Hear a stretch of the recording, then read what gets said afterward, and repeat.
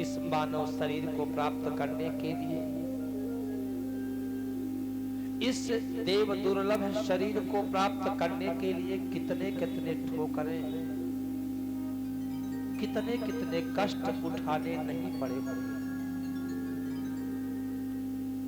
और इस मानव शरीर को हम लोगों ने प्राप्त किया। इस मानव शरीर के प्राप्ति का लक्ष्य क्या है? हम इस संसार में आए हैं तो आने का कारण क्या है? इस संसार में आने के बाद हमें क्या करना है? यह सत्संग के द्वारा,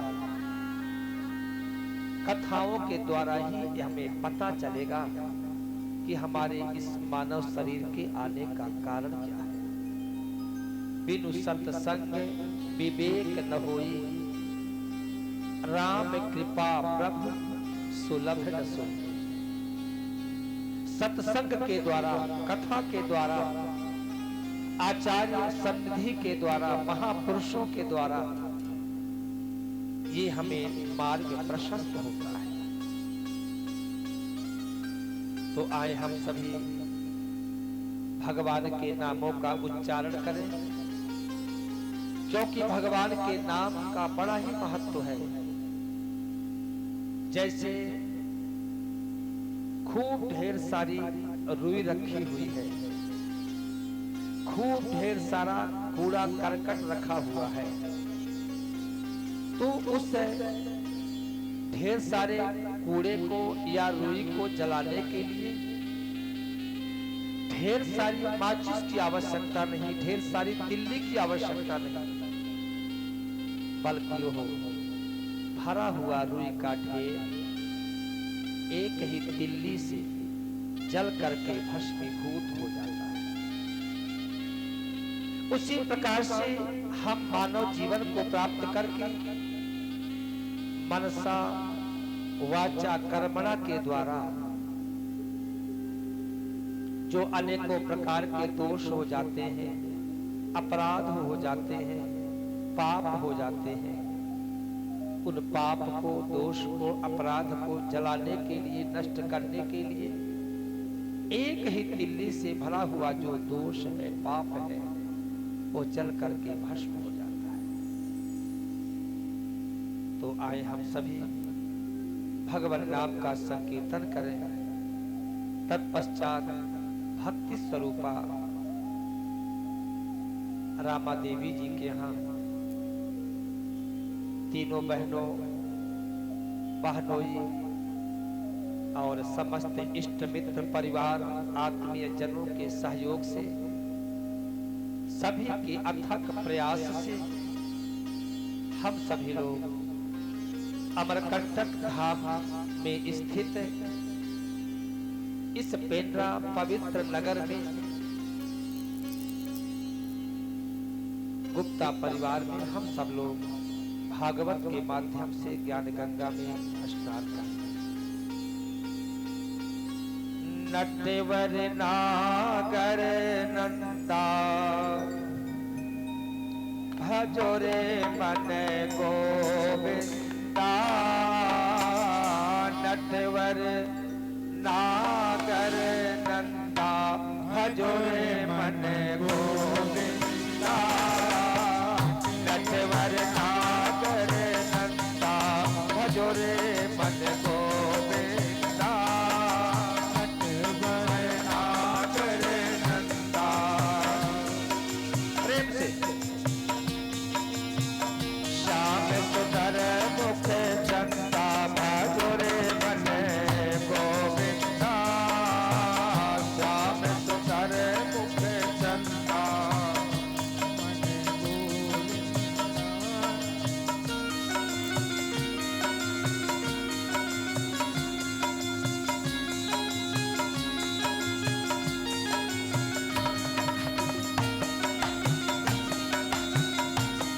से सेवा देते हुए पवित्र भाव से हरि बोल।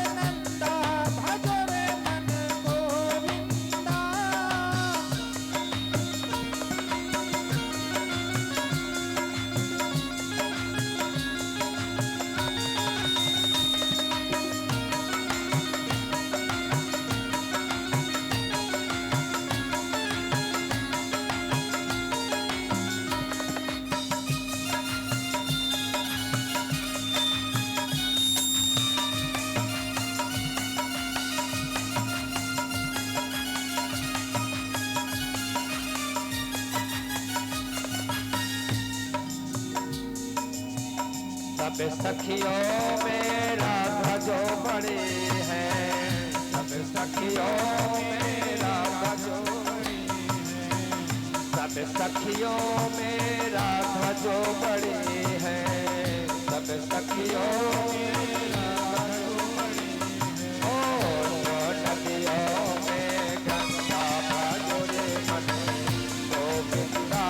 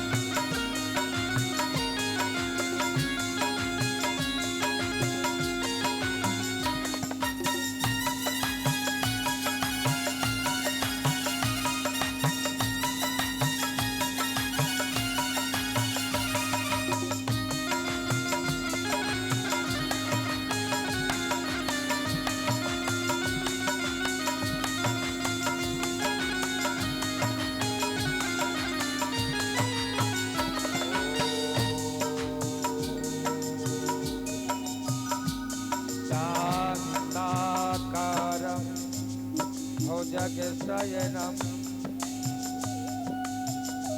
पद्मनाभं सुरेशं विश्वाधारं गगनसदृशं मेघवर्णं शोभाङ्गम्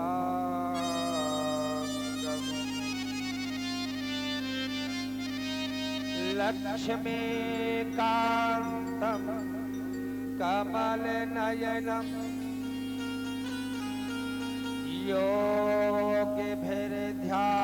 योगिभिर्ध्यानगम्यं वन्दे विष्णुं भवभयहरं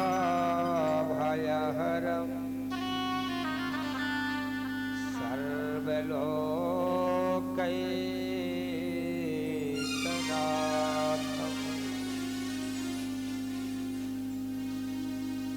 कृष्णत्वदेज पदपङ्कज पञ्जरान्ते अद्यैव मे विशतु मानसराजः सः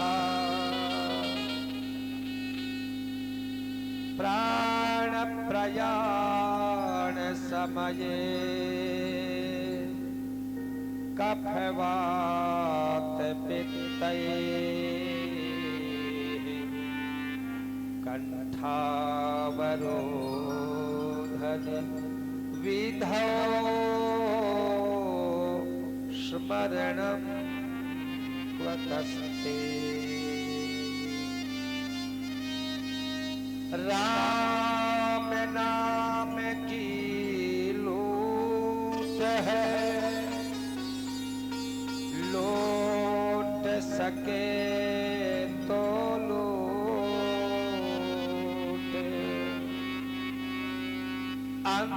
अंतकाल पछताएंगे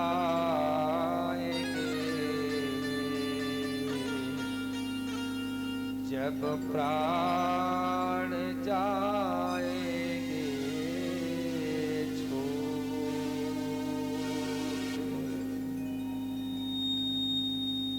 हरि तुम्हारे नाम बिना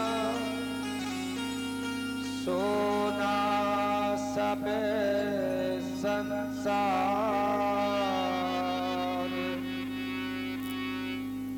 मुझे भी दर्शन दीजिए।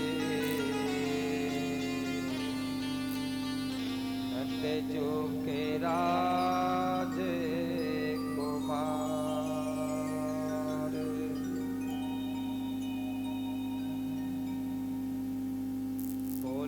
वृंदावन बिहारी लाल की जय हो। भक्त वत्सल भगवान की, श्याम सुंदर भगवान की जय जय श्री राधे श्री राधे। प्रिय भक्तों, मातृशक्तियों,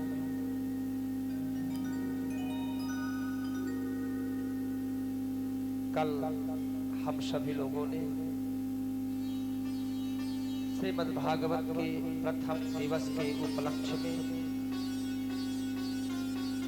सायंकालीन वेला में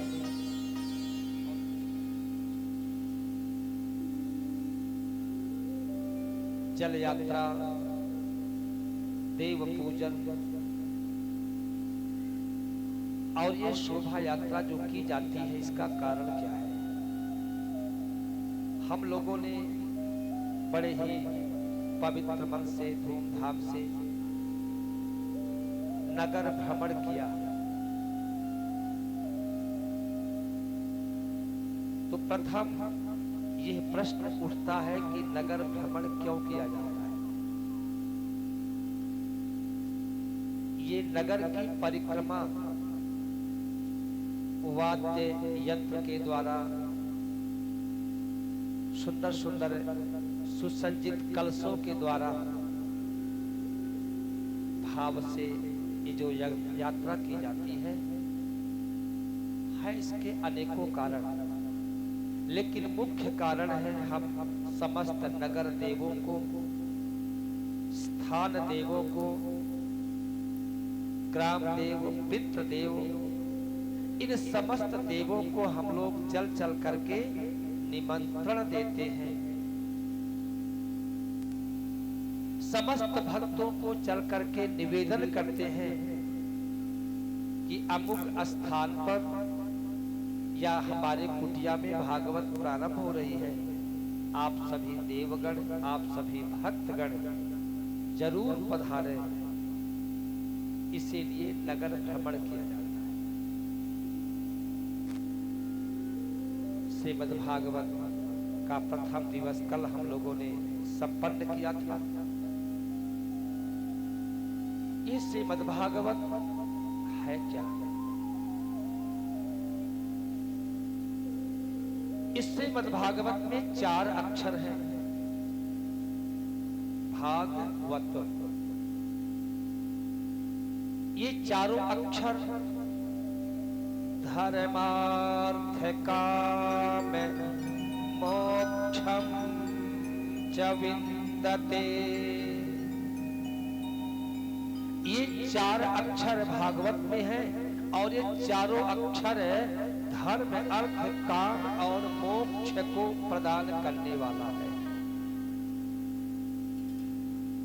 काम, क्रोध, लोभ और मोह, इन चारों को नष्ट करने वाला है। ये भागवत है किसका? वेद व्यास जी महाराज के द्वारा यह निर्माण किया है। वेद व्यास जी महाराज इस श्रीमद्भागवत में 24 अवतारों की कथाओं का वर्णन किया है। अवतार भगवान के कितने हैं? भागवत में 24 अवतारों की कथाओं को सप्रसंग व्याख्या किया है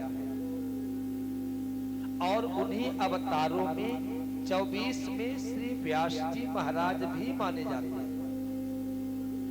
वो भी भगवान के स्वरूप। व्यासो छिष्टम जगत सर्वम, ये जो भी कथाएं हैं भागवत, या जो 18 पुराण हैं, 4 वेद हैं, 6 शास्त्र हैं, ये सारे व्यास जी के द्वारा निर्माण किए गए। तो ये जो भागवत कथा है, 4 वेद छह शास्त्र में लिखे है बातें दो,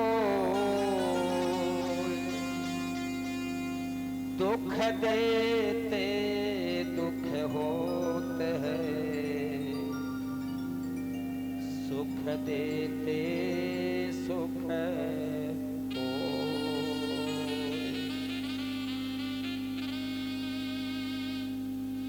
श्रीमद्भागवत में श्री सूत जी महाराज सौनक आदि 88,000 ऋषियों को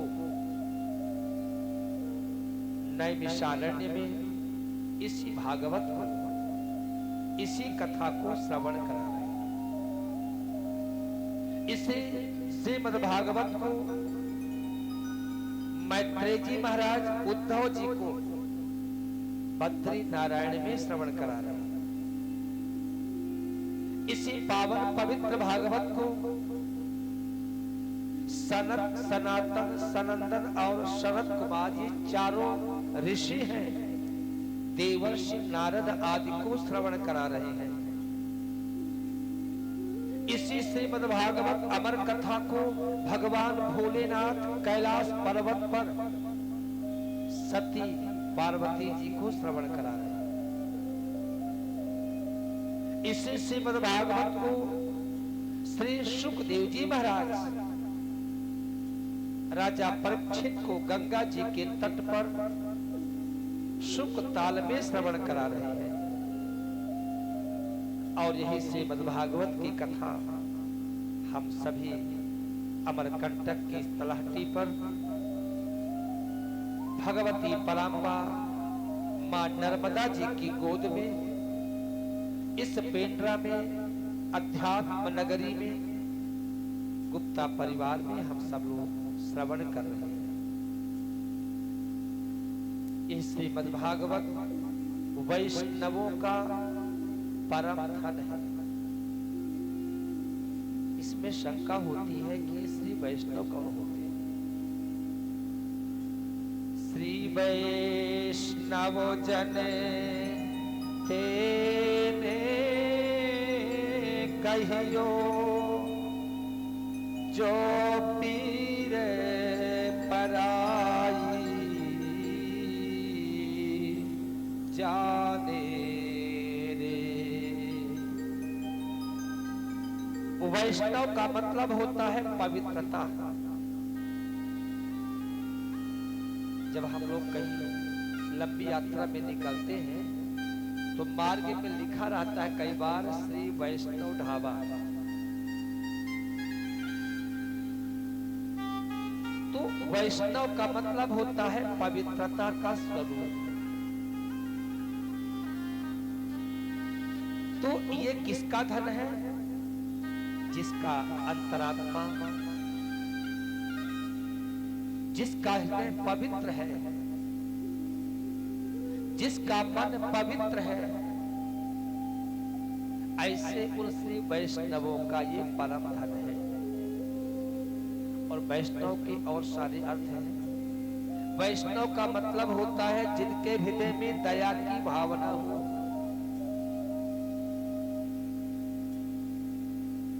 जिनके हृदय में, जिनका हृदय दया की भावना से ओतप्रोत रहता है, जो भगवान के परम उपासक है, भगवान के भक्त हैं। ये सब वैष्णव के लक्षण बताए। और भूखा हो उसे भोजन कराने के लिए प्रबंध, प्यासा हो उसे जल की व्यवस्था, भटका हुआ मार्ग है उसे मार्ग प्रशस्त कराने की व्यवस्था। जिनके हृदय में दया होगी, जो वैष्णव होगा वही कर सकता है। जैसे आप लोग हमेशा करते हैं, अगर किसी एक चिड़िया को छोटी चोट लग जाए तो हम लोग दया से भर आते हैं, कई लोग रोने लग जाते हैं। ये है श्री वैष्णवता की पहचान।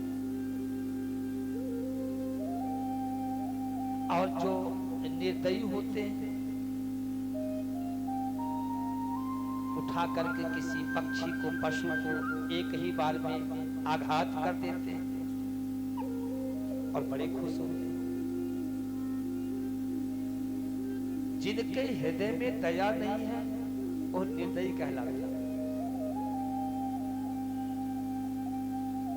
जो देव स्वरूप में होते हैं, जो दया के रूप में होते हैं, वही देवता और सज्जन कहलाते हैं। और जिनके अंदर ये सारे स्वरूप नहीं है, वही है निर्दयी, वही है असुर, वो राक्षस रूप में कहलाते हैं। लेकिन विशेषता है दोनों एक ही पिता के बेटे हैं। कश्यप ऋषि की ही संतान है, दिति से देव और अदिति से राक्षस। तो ये वैष्णव धन किसका है? भागवत ये वैष्णवों का परम धन है। मातृशक्तियों बंधुओं, ये भागवत काल के भय से मुक्त कराने वाला ग्रंथ है। ये भागवत नरमात्र को नारायण पद प्राप्त कराने वाला ग्रंथ है। ये श्रीमद् भागवत सत्य की अनुभूति कराने वाला ग्रंथ है। ये श्रीमद् भागवत मृत्यु को भी मंगलमय बनाने वाला ग्रंथ है। जो एक बार इसकी शरण में आ गया, बंधुओं मातृशक्तियों, ये भागवत केवल श्रवण के लिए नहीं है, ये भागवत को श्रवण करके जीवन में आत्मसात करने के लिए है। ये भागवत श्रवण करके हृदय में हृदयंगम करने के लिए है। और जो एक बार इस भगवत शरणागति को प्राप्त कर लिया, ऐसे कोई दुख नहीं जो दूर ना हो सके। संसार में ऐसा कोई कष्ट नहीं जो दूर ना हो सके। संसार में कोई ऐसी वस्तु नहीं जो प्राप्त ना हो सके। ये साधारण ग्रंथ है। ये भागवत बच्चों का कोई खिलौना नहीं है। शोक मुखाद मृताद्रव संयुतम पीबत भागवतम रसमालयम। ये रस का समुद्र है। अच्छी भूख लगी हो, अच्छी जोर से प्यास लगी हो तो 4-6 रोटी खा लिया, एक थाली चावल दाल अगर खींच लिया तो सारी भूख समाप्त। अच्छी प्यास लगी हो 2-4 लोटा पानी पी लिया तो प्यास समाप्त। लेकिन ये ऐसा रस है, ये जो रस है मुख के द्वारा नहीं, ये रस कान के द्वारा पिया जाता है। और इस रस की विशेषता है, प्रथम विशेषता है कि इसमें कोई छिलका नहीं है, इसमें कोई गुठली नहीं है। अगर कहीं अगर धोखे से अगर आप रस पी रहे हैं और कोई गुठली का टुकड़ा कहीं अगर फंसा है रस में तो गले में जाकर गड़बड़ कर देती है। लेकिन ये बिना छिलका और बिना गुठली वाला रस है। और इस रस को कर्णपुटों के द्वारा जितना पिया जाए, जितना ज्यादा आप पियोगे उतना और आपकी प्यास बढ़ती जाएगी। ये ऐसा रस है।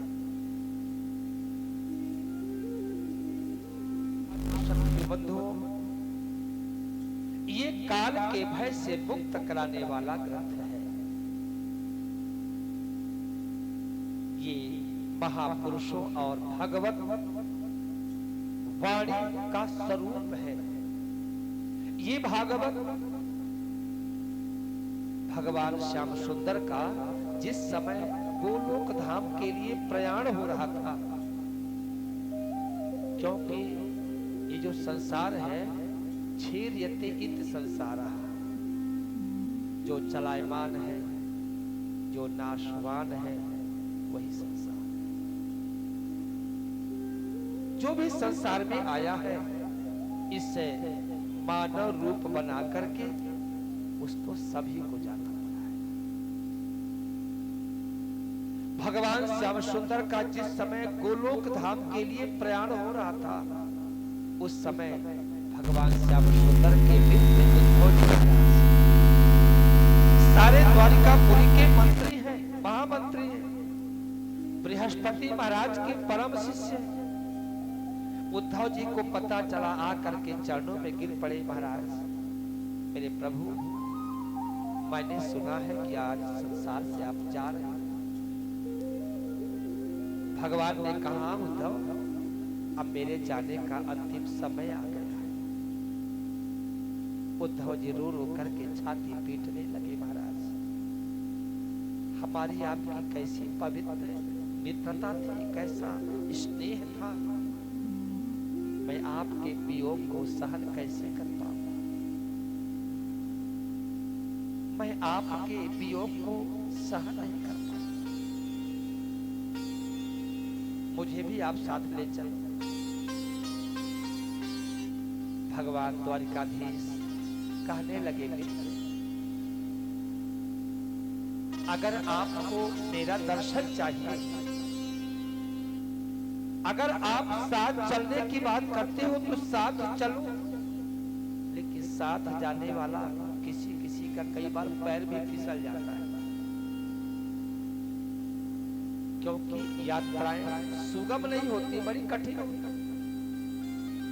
जैसे 2 4 6 लोग किसी भी गाड़ी से जाते हैं यात्रा में, तो किसी को उल्टियां हो जाती है, किसी के सिर में दर्द हो जाता है, किसी का शुगर बढ़ जाता है, किसी का बीपी लो हो जाता है, सुगमता से यात्रा नहीं हो पाती।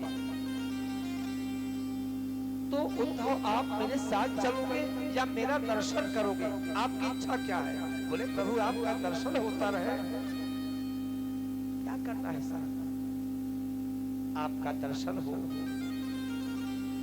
और आपसे बातचीत भी हो, हमें वही चाहिए। क्योंकि यात्रा करोगे तो कहीं आप बन जाओगे वीआईपी, तो हमारी नोट फ्री हो जाएगी, आप अंदर चले जाओगे, मैं आपको टकटकी लगाए घूमते खड़ा हूं। क्योंकि जब वीआईपीपन होता है तो फिर चाहे डैडी मम्मी क्यों ना हो, वेटिंग में खड़े रहो, बस प्रवेश एक ही का होना है। उद्धव जी से भगवान कहने लगे कि अगर आप दर्शन प्राप्त करना चाहते हो तो मैं आपको उपाय बताऊंगा। उद्धव जी को भगवान मार्ग बताया है कि मेरा दर्शन कैसे होगा। बहुत सुंदर कथा बताया।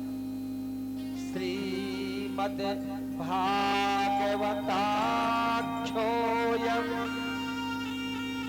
प्रत्यक्षः कृष्ण एव हि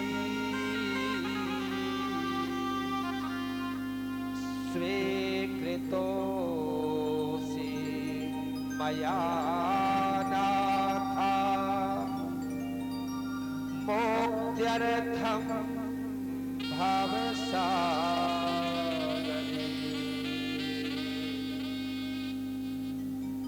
भगवान उद्धव जी से कहा, उद्धव अगर आप मेरे से मिलना चाहते हो, अगर आप मेरा दीदार, मेरे सन्निधि को प्राप्त करना चाहते हो,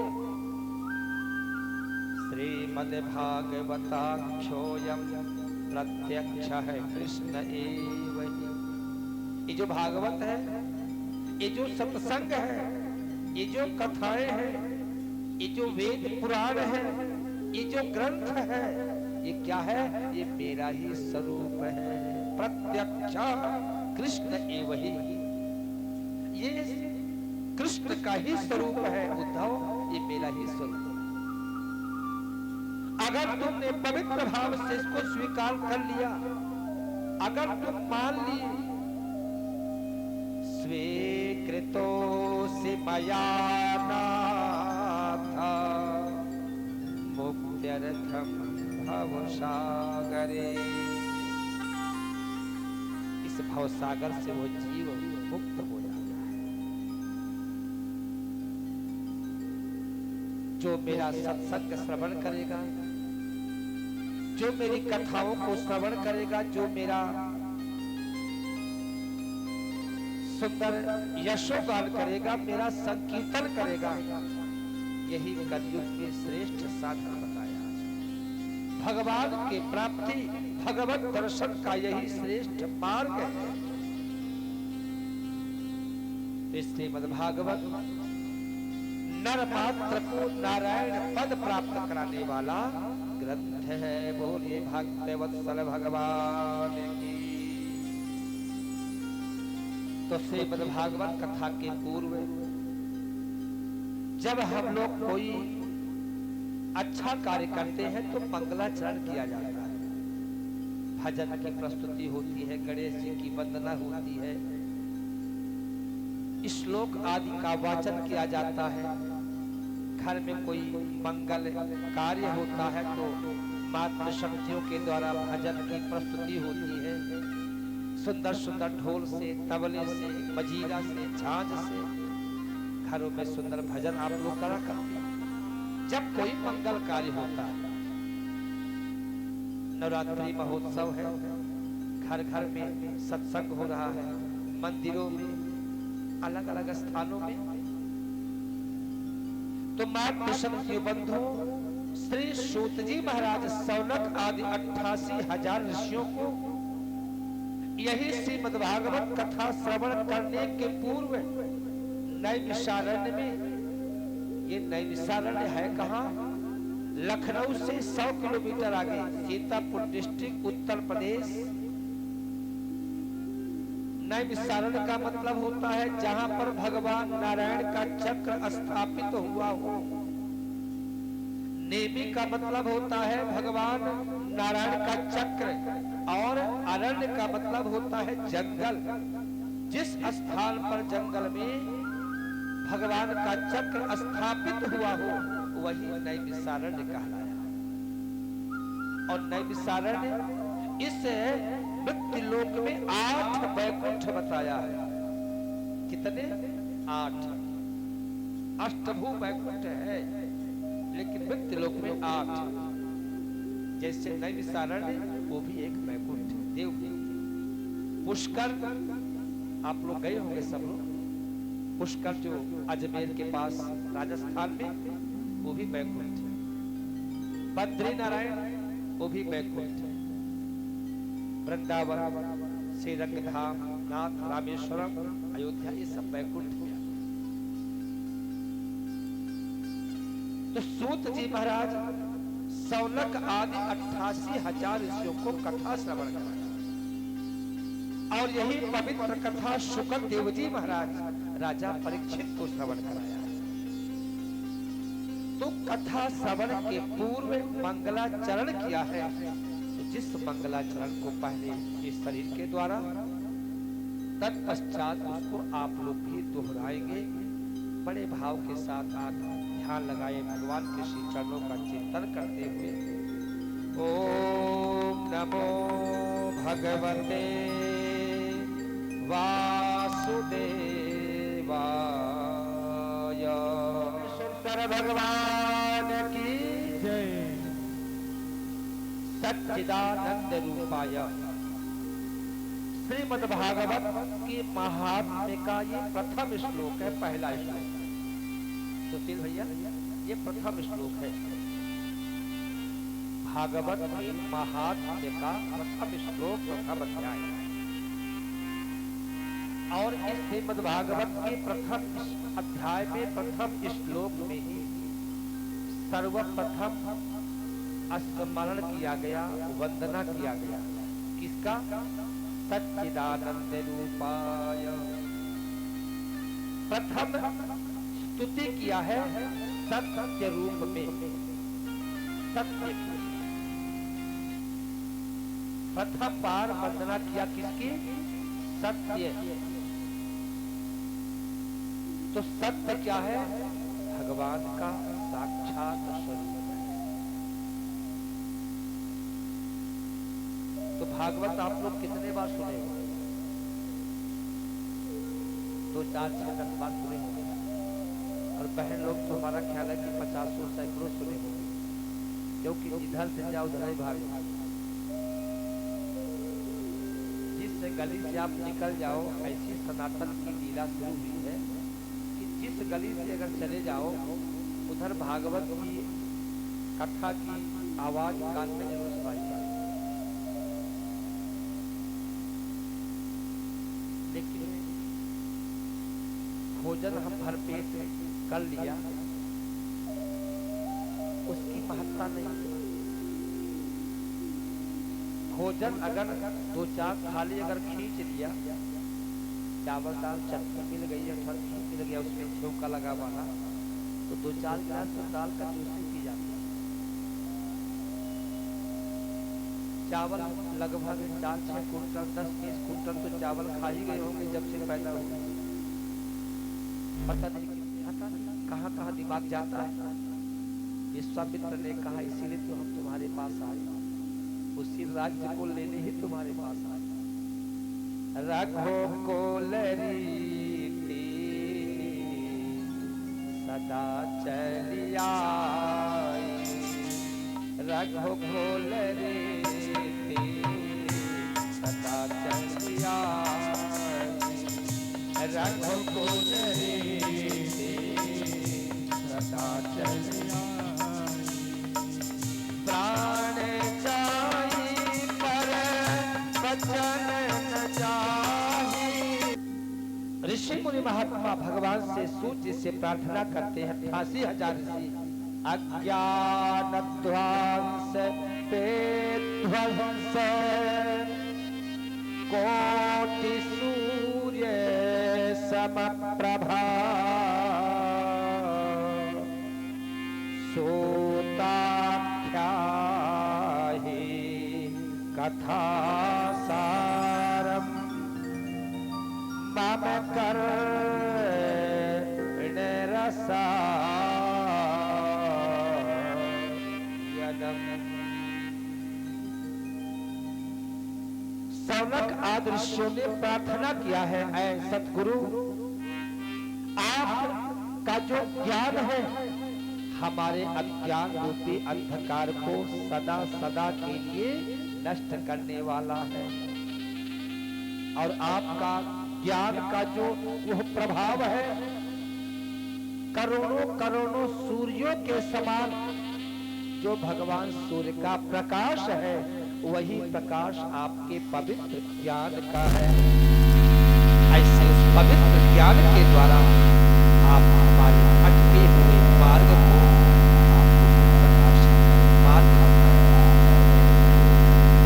और यही प्रश्न श्री शुकदेव जी महाराज से राजा परीक्षित किया है। राजा परीक्षित पांडवों के नाती,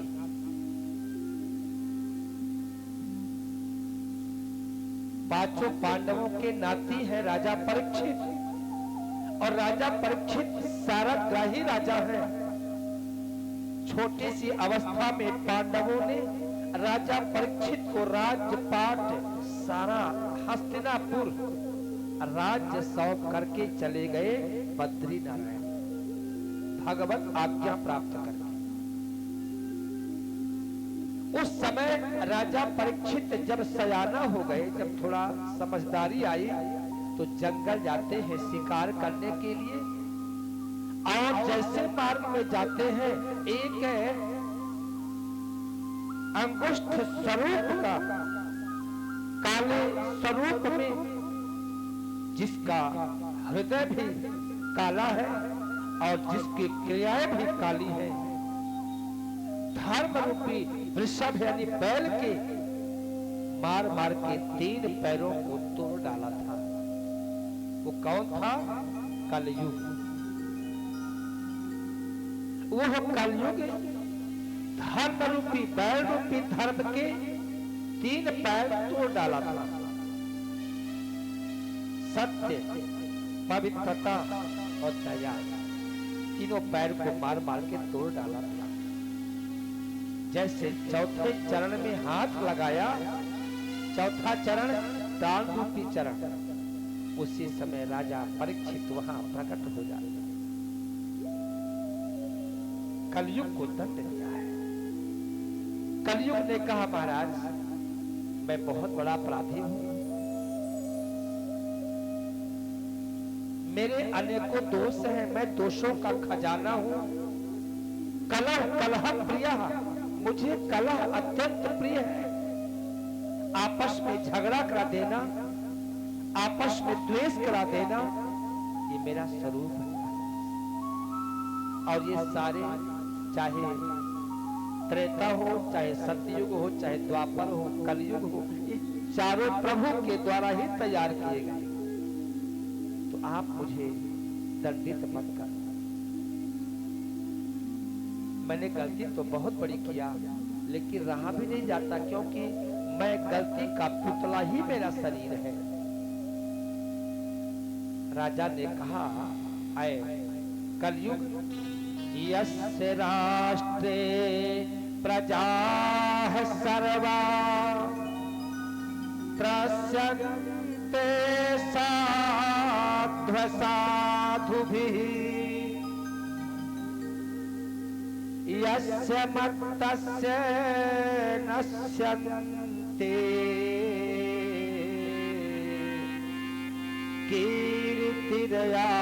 कीर्तिर्यायुर्भगो गतिः। उस समय राजा परीक्षित कलयुग से बहुत सुंदर बात कहता है, अरे कलयुग, मैं तुझे छोड़ तो दूंगा, दंड नहीं दूंगा, लेकिन मैं इस समय इस संसार का मालिक हूं, मैं राजा हूं। और राजा अगर गलती करने वाले प्रजा को दंड नहीं देती है, तो राजा भी उसी गलती का सहभागिता माना जाता है। इसीलिए कलयुग मैं तुम्हें दंड दूंगा। कांपने लगा, बाण धनुष लेकर के बस चढ़ा लिया। कलयुग कांपने लगा, महाराज मेरे अपराध को क्षमा कर। क्षमा कैसे होगा? तुमने धर्म के ऊपर कुठाराघात किया है, तुमने धोखा दिया धर्म के लिए, तुम सदा अपराधी हो। चलो जहां पर मेरा राज्य है, तुम मेरे राज्य से बाहर चलो। कलयुग कांपता हुआ राज्य से बाहर गया, और जहां जहां कलयुग जाता है, वहां वहां राजा परीक्षित धनुष बाण लेकर के काल के रूप में उनको दिखाई पड़ने लग जाते। कलयुग फिर लौट के आ गया। महाराज मैं कहां जाऊं? जहां जहां पर मैं गया, वहां वहां आप मुझे दर्शन। कलयुग ने कहा कि जिस राजा के राज्य में यस्य राष्ट्रे प्रजाः सर्वा त्रस्यन्ते साधु साधुभिः, यस्य मत्तस्य नश्यन्ते कीर्तिर्यायुर्भगो गतिः। राजा परीक्षित स्वयं कलयुग को उपदेश दे रहे। ऐ राजन, ऐ कलयुग, जिस राजा के राज्य में प्रजा सुखी होती है, त्रस्यन्ते साधु साधुभिः, प्रजाओं को कष्ट दिया जाता है, पवित्र आत्माओं को, संतों को, महात्माओं को दुखी किया जाता है। उस राजा के राज्य और उस राज्य का जो राजा होता है, उसकी कीर्ति, आयु, यश, धन, सब कुछ एक दिन नष्ट हो जाता है। वो अपनी प्रजा से बातें करसने को तरस जाता है। प्रमाण के लिए आप लोग देख ही रहे हो, ये मैं नहीं कहता, ग्रंथ भागवत कह रहे हैं।